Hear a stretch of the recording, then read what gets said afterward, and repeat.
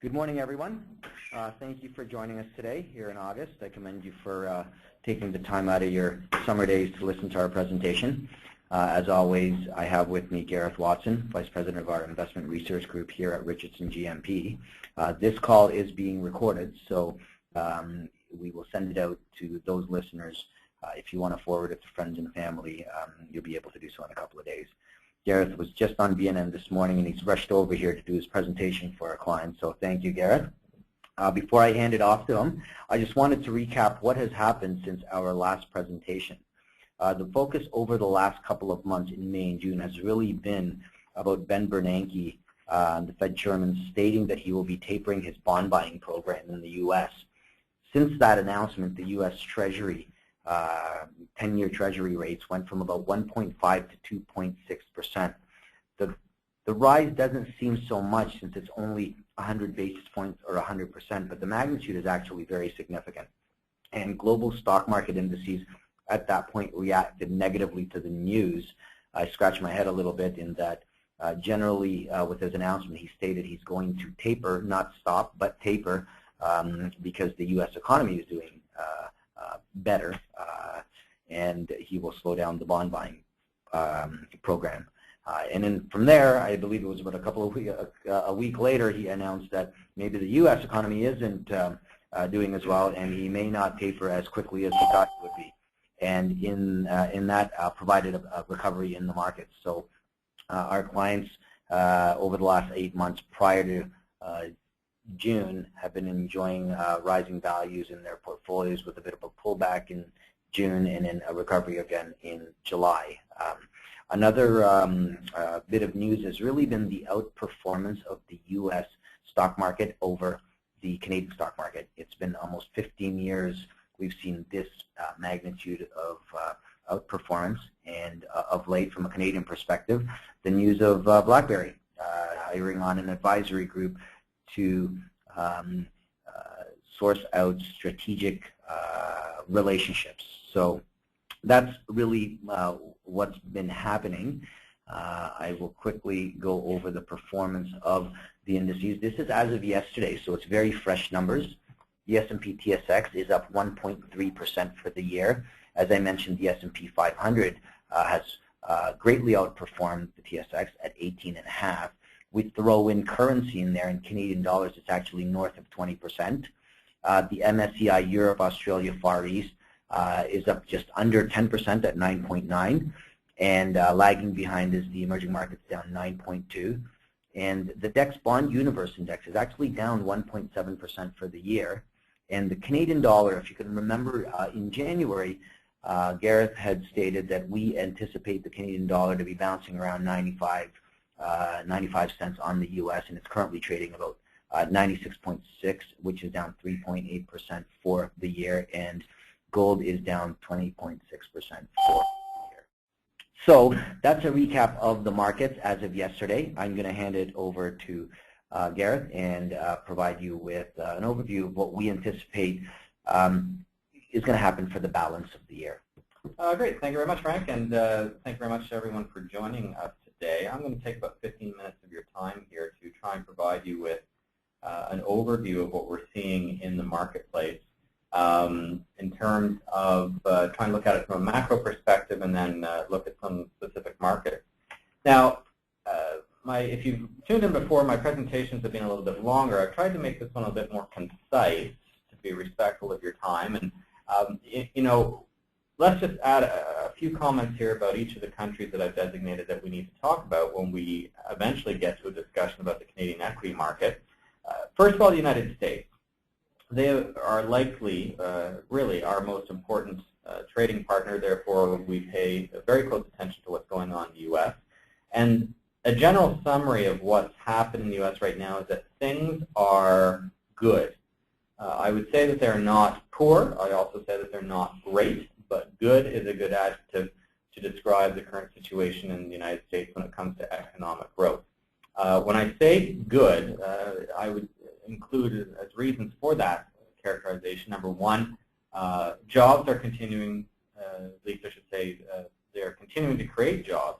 Admittedly, not as many as we would like to see, but still jobs being created nonetheless in the United States, and they have done done so now for a number of consecutive months. I think it's topping now 40 months in a row in the private sector, and it is the private sector that we care about in terms of getting that job creation.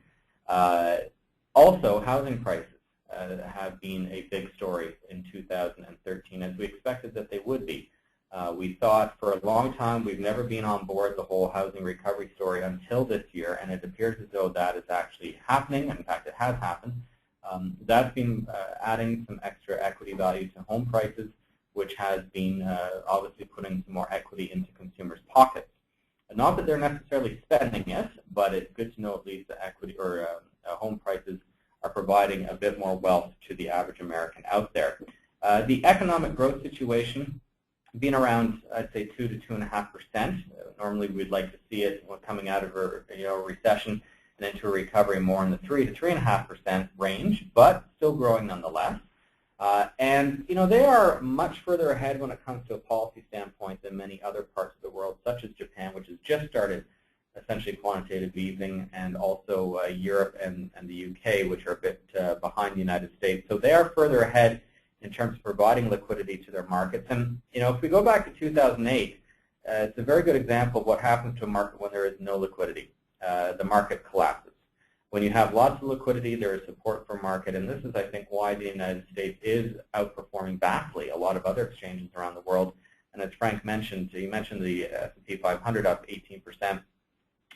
It is not alone. The Dow Jones Industrial Average, I believe, is up something like 17%. I think the NASDAQ is up north of 20%. So U.S. markets as a whole are doing extremely well, and it's not just because of economic performance. I think it's because of supportive monetary policy. I spent the most time here on China, on the United States, because they are the most important. But let me just touch on some other parts of the world briefly here. China, we obviously have seen some increased concern about China with respect to their economic performance. The economic statistics this year have been coming down, although recently some of those statistics have been, it would appear, stabilizing. I'm talking about economic growth. I'm talking about industrial production. I'm talking about consumer spending. I'm talking about money supply growth. These are all important things to the Chinese economy, and I don't think I need to tell you that in terms of looking at China, we cannot look at it through the lenses that we did in 2008. This is a different economy, a different story now. It is not necessarily the growth story that it once was. It is an economy in transition, one that is trying to diversify away from exports and into more domestic consumption. This is a transition that's going to take time, and the Chinese government knows this. The markets would obviously like it to happen a bit sooner. We get very anxious when we see Chinese data released because we would like to see them growing. Therefore, we can, of course, buy back into resources, buy back into the Canadian market, and go back to the days of 2008, but I'm here to tell you not to have that expectation because this is going to be a slower process, although a process which I think the Chinese government can achieve what they're trying to do, which is take their economy to the next step of its growth phase. So, Gareth, one quick question. Now, with the Chinese economy, what kind of growth rate should we be comfortable with at this point? That's a good question. I think in terms of expectations, we used to hover around the 8% as kind of the norm. I think you have to look more around the 6.5 to 7% at this stage, which is not bad. The press gets all up in arms when they say, oh, they have 7.5% growth instead of 7.7 or instead of 8. It's still a decent amount of growth for an economy that is in transition. So I'm not overly concerned. If we get below 6.5 down around 6%, then you have to start worrying a little bit because, of course, you have so many Chinese out there that you have to keep employed. And you have to keep the people happy in order to keep people happy with the communist government. And that obviously is certainly on the top of the list of things that need to be done by the current government that's in place. So I would say as long as we're above 6.5%, China is in reasonable shape going forward. And for the most part, they have been hurt because their biggest trading partners have been down. And Europe in particular is one of those. And I'll just move quickly into Europe by saying that, things have improved in Europe probably from a year ago in terms of the accessibility to capital, the accessibility for countries to go out and raise money. 10-year yields have fallen, which is a good thing. They've been bouncing around a little bit recently. I mean, they've been bouncing back up. concerns going forward about financing still, but definitely not to the extent that we saw a year ago.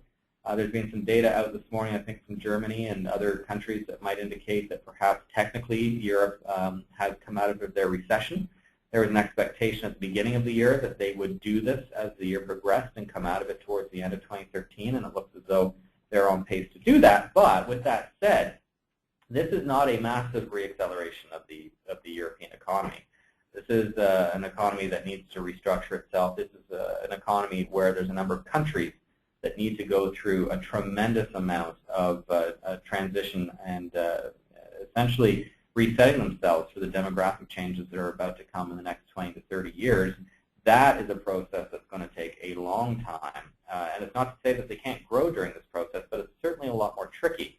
The big date coming up for Europe is September the 22nd. That's the German election, where it's expected that Angela Merkel will remain Chancellor of Germany. But what it really means is she's going to start a new mandate and will be looking, I think, to make some changes within the Eurozone framework that will potentially impact the euro currency and some of the member countries. So while we've been on a bit of a hiatus here talking about the future of the euro, that could easily come back towards the end of 2013 as countries are going to have to make a decision as to whether or not they still want to be within that euro structure. But the good indication that I think we've seen out of Europe, and a recognition by the Germans and some of the stronger countries, is that they could no longer strangle the more less-off countries, the Italys, the Irelands, the Greeces, the Spains, by hammering on austerity over and over again. I think they're starting to loosen their grip on that hard line and allowing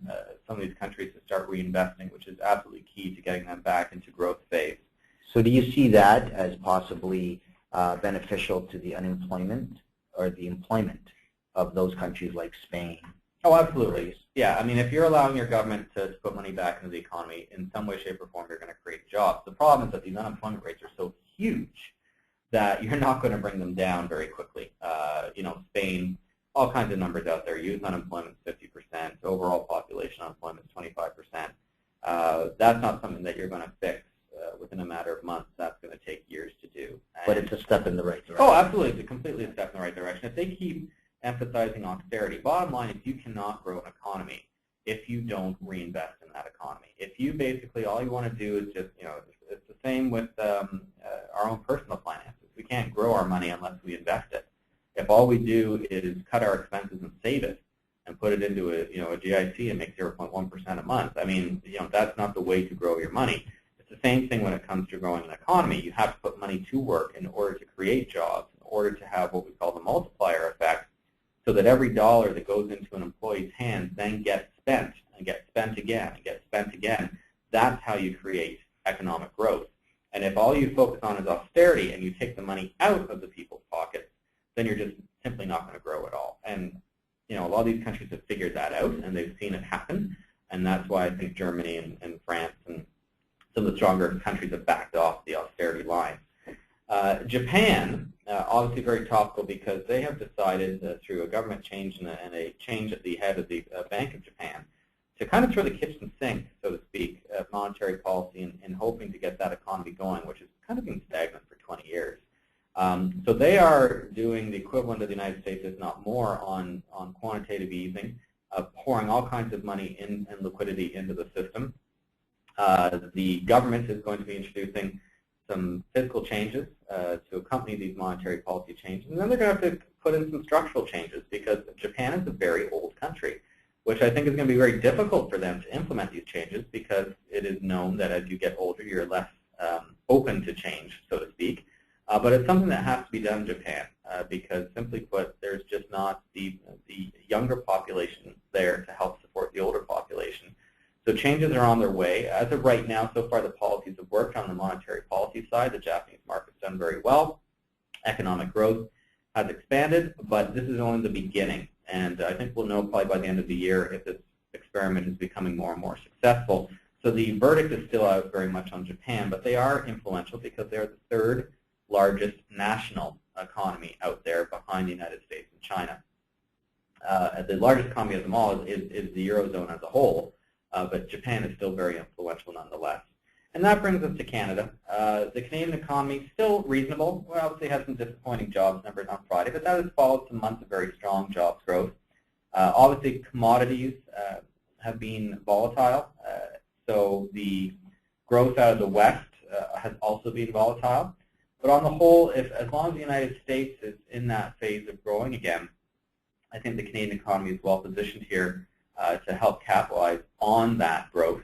And so do I feel more encouraged or really down about the Canadian economy? I would probably be more on the encouraged side as long as what we're seeing in the United States continues going forward. So if we just move on to the next slide here, I've kind of talked here about the different countries and the policies from perhaps a fiscal standpoint. Let's just talk about monetary policy very briefly between Canada and the United States. Nothing really here has changed since I've spoken with you last, and that shouldn't really be a shock. Other than the fact, as Frank mentioned, we've had the Federal Reserve hint that they want to start reining back some of the quantitative easing that they've done. In other words, all those bonds that they've been buying, they want to start reducing those purchases. This is not an indication that interest rates are going up anytime soon. These are from two completely different things, and I have to emphasize that strongly. But when you're taking that money out of the system, the market loves extra liquidity. They just love liquidity. If you pour money into the market, markets will go up. If you take it out or if you deplete it, markets will come under pressure. So even though this isn't, it's a good sign. I mean, you want those bond purchases to be reduced, and we want interest rates to go up because that means the economy is doing really well.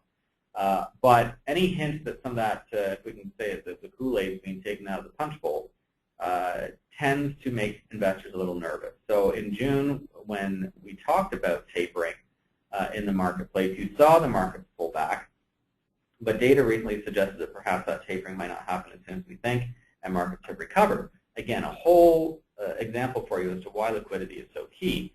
But the bottom line here is that eventually these bond purchases are going to be reduced.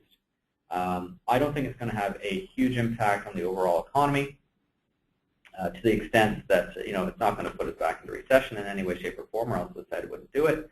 And I think it's, again, a positive sign that the Fed thinks that the economy is operating strong enough that they can withdraw this policy that they put in place. Now, when it comes to interest rates, we're still looking at least mid-2015 before the U.S. moves on rates.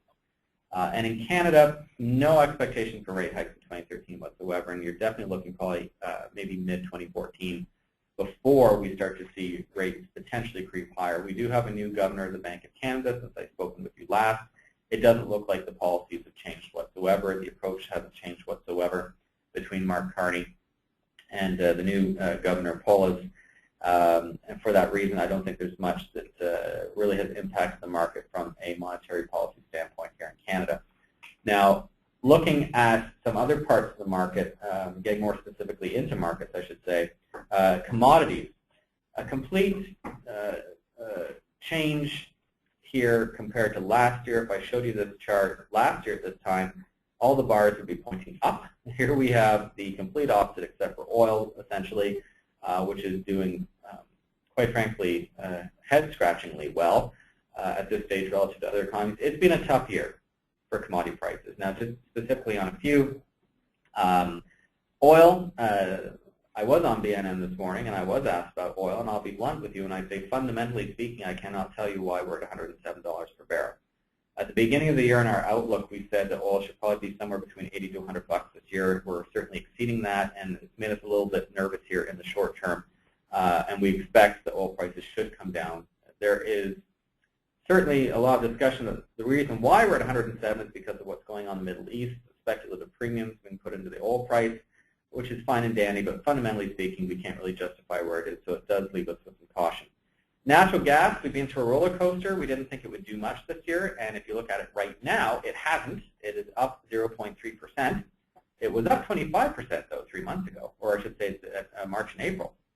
And we were pleased to see it come back down because we couldn't explain why it went up to such an extent in the first place. On the metal side, gold, we were not bullish this year, and thank goodness we weren't because it's been a terrible year for gold. And I think, quite frankly, that was expected by most of the street. Now that it appears as though a lot of these monetary policies are being withdrawn and gold has reacted accordingly, if we had to choose in the metal space right now, we would certainly lean more towards base metals over precious metals. So looking at things like copper, zinc, aluminum, and nickel over gold and silver for long-term investors, because we can certainly sell the global growth story more than a monetary policy story driving gold prices. So we think that there could potentially be a slight pickup in base metals going in towards the end of 2013. We don't have much expectation the same for the precious metals. And in terms of soft commodities, the agriculture, they have actually been hit quite hard. I think probably a little bit more than I expected at this stage of the year, but the year is still young. We still like agriculture. We still like the fundamentals of food on the planet. Obviously, some fertilizer stocks have been hit recently due to some exogenous shocks that were unforeseen, not really fundamentally driven by grains, so to speak. But on the whole, we still like the grain space. We still like agriculture as a long-term theme. Because of all of what's happened in the TSX or within the commodity markets, obviously that reflects what happens in the TSX index. It's been a very tough market in Canada, not just for 2013. It's been tough for a couple of years now because we have been stuck between the 11,000 and 13,000 level for some time. And the chart that I have here shows going back to 2012. This goes all the way back in terms of being stuck to the beginning of 2011. So it has not been the greatest market to be in. I'll be blunt there. The American market has outperformed the Canadian market. And I think it has been a reflection, of course, of what's been happening here in the commodity space. Namely because of the influence that commodities have still, even though a lot of these stocks have pulled back in the Canadian market. The one thing that has been helping to support the Canadian market, even during the commodity downturn, number one, of course, is financials. Canadian banks have still been doing reasonably well. Canadian life codes have really come back to life here, and that's because equity and fixed income markets have picked up, which benefits life codes much more than the banks. But we've also seen support from other areas of the market that admittedly are not weighted heavily in the TSX, but have done extremely well. Number one being consumer discretionary. Names, if you look at charts of stocks like Magna and Canadian Tire. If you look in the staple space, obviously Shoppers Drug Mart has done very well because it's being taken out by Loblaws, or at least that is the current plan that's in place. And even though the space isn't that great, there have been some smaller cap technology names that have done well. They don't have, admittedly, as much of an influence on the movement of the TSX, but at least they do offer some level of support when commodity prices come under pressure. So the TSX index, that is why you have seen it move sideways on the whole relative to the U.S. market. If we can get some sense of global growth acceleration, I think it only benefits the Canadian market, but I would not expect, for example, the Canadian market to finish the year higher by leaps and bounds. As Frank mentioned, I think we're up about north of 1% so far this year. I think we'll be lucky probably to finish that year higher than, let's say, 7%. Unless we have a really strong rally, I think that markets are getting a little bit long in the tooth on the U.S. side, which could hold us back here in Canada. But I do have an expectation that the TSX index will be able to post some type of positive return in those low single to maybe mid-single digit range. And finally, here just the last comment on the Canadian dollar. Frank had mentioned that I had said that we'd probably be between 95 cents to $1 this year. Our expectation, which is true, our expectation at the beginning of the year, we weren't sure exactly how low the Canadian dollar could go, because heaven knows there's so many moving parts in the currency market. But our expectation was that U.S. dollar strength would return, therefore the U.S. dollar would outperform the Canadian dollar, and that's precisely what's happened this year. Whereas before we would probably have said at the beginning of the year, the trading range on average was around parity. It now appears to be more in that range of, let's say, 94 to 98 cents. And I would not be surprised to see that trading range continue from now until the end of the year, unless we get a significant pickup in global growth, picking up commodity prices, in which case the currency traders will start piling back into the commodity-sensitive currencies like the Canadian dollar, the Aussie dollar, the New Zealand dollar. I'm not expecting that to happen, though, so 94 to 98 is probably where we're probably going to trade out the rest of the year, and I would not be surprised to see the U.S. dollar outperform continue going into 2014. So yes, the cross-border shopping not as attractive today, and probably not as attractive going into this Christmas season as it was last Christmas season, but still reasonable strength for the Canadian dollar relative to some of the other commodity-sensitive currencies out there, like the Aussie dollar, which has fallen quite hard. So that's my quick overview here of the marketplace, and I'll turn it back to you, Frank, if you have any questions. Thanks, Gareth. One question on this Canadian dollar. We were trading as a petrodollar before, I guess, and it looks like we're not doing that right now with the price of oil and gas. What do you think would happen if the price of oil goes down to 100 or below 100? Are we going to be affected or no longer as affected as we were in the past on the Canadian? Oh, we're still a petrodollar, and I think the reason why we haven't fallen as hard as, let's say, the Australian dollar is because oil is at $107 a barrel, which I can't explain to you fundamentally why it is there. So there is downward risk on the Canadian dollar if we have oil prices come down. And if you look at the chart of oil, we were at 110 bucks oil at some point last year, and we came all the way back down to 85. So there's nothing to say that there's nothing saying that it's nothing but blue skies for oil at this stage. There is definitely some downward potential here, which could put downward pressure on the Canadian dollar, and that's why that range I gave you, 94 to 98, we're currently at about, I keep losing track, 96, 97, and that's easily why we could go down to 94 if oil prices come down. Good. And can we go out on the limb and say that the U.S. housing market has bottomed out? Yes. No, it has. It absolutely has. The data that's been coming out, it would be shocking to me to see the U.S. the U.S. housing market revisit the lows that we were at probably at the end of last year, because housing prices have been not only increasing, but increasing by an increasing magnitude each month, year over year. So I believe we have hit bottom. It's not to say that housing prices rebound remarkably.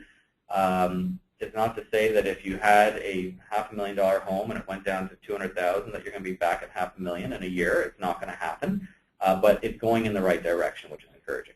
And if Japan's strategy, monetary strategy, works out, that sounds like it's obviously good for the global economy. Oh, absolutely, if it works out, and I think the verdict is still very much out on that. There is a lot that needs to happen in Japan for this to be successful, and that's why I think there still is huge question marks surrounding the ability of the central bank and the government to accomplish what they're trying to do. They are on the right track. They're putting the right policies in place, but they've put the easy policies in place. Now they have to put the difficult policies in place, which we'll have to wait and see how that works out. And that's where we've seen the increase in value of the Japanese stock market. Absolutely. I mean, basically and this is has global implications.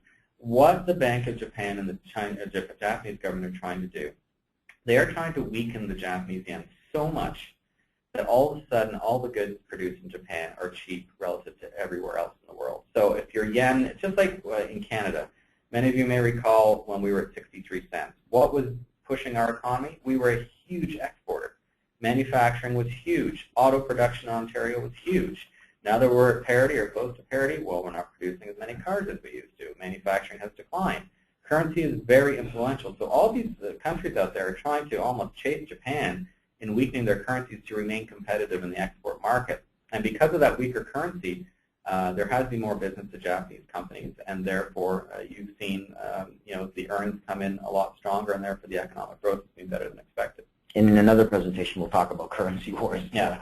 And then one more component is the tapering that will eventually happen. Yeah. It's really not a matter of when, if it's when. What I got from this is that in the short term will provide some volatility, but in the long term it's actually going to be positive for the economy. Oh, it has to be a positive thing if the Federal Reserve believes that they can withdraw that stimulus. It is a positive thing. The market will interpret it differently because the market loves life support, because that means that you always have something to fall back on. You always have that access to capital when things are in crisis.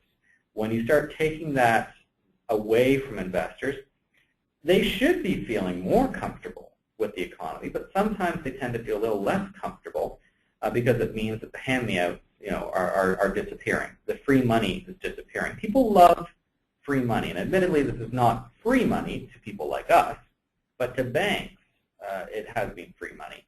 And they've been doing extremely well, using it not necessarily to lend to people like you and me, but to invest themselves and to make a lot of money on the corporate front.